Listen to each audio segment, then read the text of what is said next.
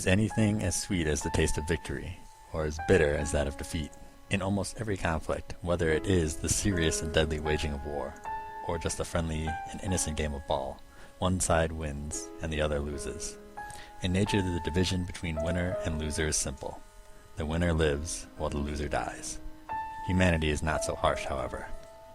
This picture, taken by Byron Rowlands on November 3rd, 1948, at the end of the 1948 presidential campaign, captures the triumph of victory.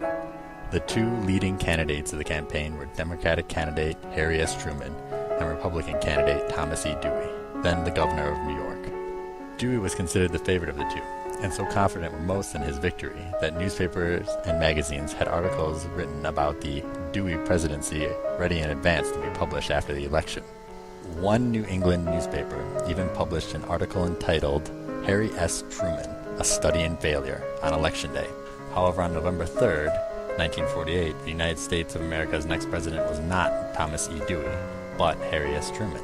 And in the photo, we clearly see that no one is as happy about this fact as Truman himself.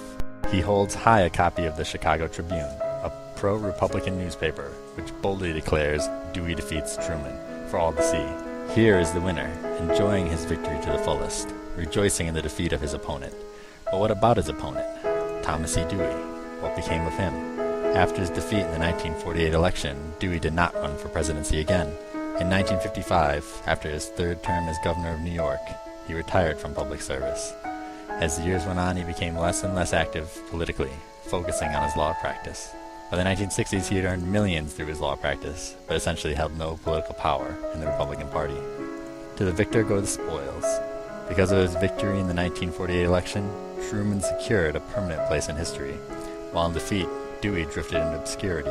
While Truman will always remain prominent, how long before all that we remember of Thomas E. Dewey is his loss in 1948?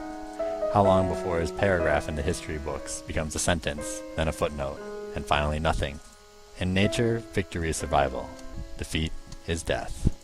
Perhaps humanity is not so different after all.